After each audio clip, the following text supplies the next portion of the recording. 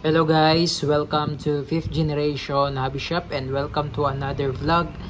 Unboxing tayo guys ng isang airgun pistol.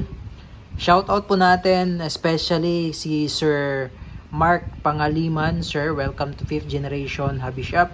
So ngayon ang ating re-review po, i-unbox po natin itong Colt Defender. Ayan, airgun pistol po ito. Licensed by Colt. Full metal, steel ball, CO2 powered, 16 rounder magazine. Tapos meron siyang easy load system pagdating sa loading ng CO2 at bala. Ngayon ang bala nito ay 4.5 mm. Yan po yun. Ayan. Steel BB 4.5 mm. Ito po. 4.5 mm or 177. Ito po yung bala niya. Bolitas po yan guys. Yan. Meron tayo ditong magnet. Yan. Kung hindi po yan bolitas, hindi po yan didikit sa magnet. Yan. Steel ball po talaga siya. Bolitas po siya na 4.5 mm po ang diameter. Okay. Tapos ito naman po yung kanyang hangin or CO2. Ito po ay CO2 cartridge. 12G po ito. Pop dyno po. Ayan. Disposable po siya. Yung isang CO2 po, good for 60 shots more or less. So, may kasama na rin siyang silicone oil. Okay, again, shoutout kay Sir Mark Pangaliman. Sir, welcome to 5th generation hobby shop. So, ito yung specs niya sa likod. Yan, caliber 4.5 mm. Yan po yung pinakita ko sa inyo kaninang bolitas. Yan, ammo steel BBs. Yan, steel BBs or steel ball. Yan, 16 rounder, CO2 powered, power source. Velocity up to 125 ms, meter per second. Then, sight naka-fix front and rear. Trigger, double action only. Meron siyang manual safety, naka-smooth bore barrel. Barrel length, 108 mm. Weight niya is 760 grams. Length is 177 mm. So, ito po siya. This is non-blowback po. Non-blowback pistol.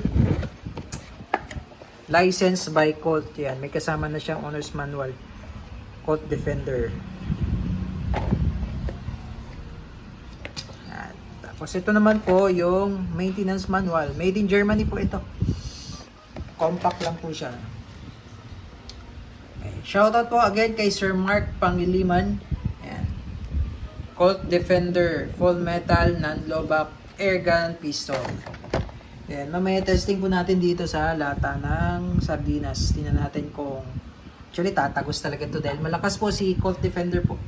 Talagang solid ang unit na to, si Colt Defender. Talagang isa sa mga best seller po ito, Colt Defender.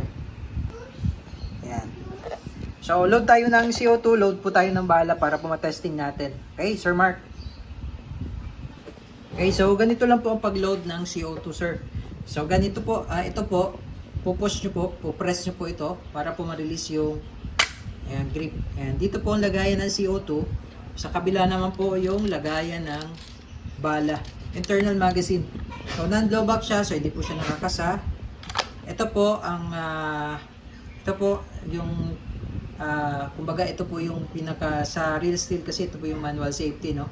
Ito totoong barrel. Pero dito sa airgun natin, nandito po ang safety niya. Ayan. Push nyo lang po, no? Push, then forward. Push, then backward. Yan yung fire. Push forward, yan yung safe. Pag white yan, safe. Pag red, fire. Tapos pwede nyo siyang lagyan ng flashlight. Okay. So, testing. Load lang natin ng CO2.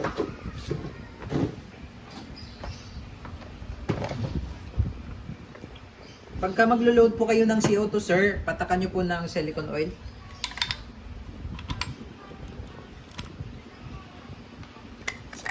Okay. Tapos pag higpitan nyo po, medyo mabilis lang po, no? Bilisan nyo lang po yung ikot. Ito po, yung 4.5 mm steel ball. Bolitas. Yan. So, pag lo-load, sagad mo lang yung spring sa dulo.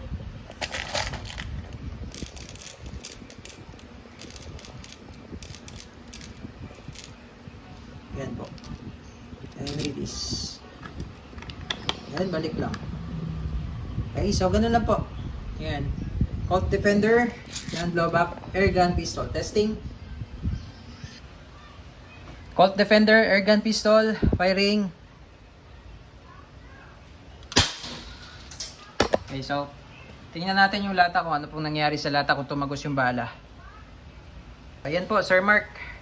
Entry point, exit point. Talagang tumatagos yung bala sa lata ng sardinas. Itong Colt Defender. Talagang solid.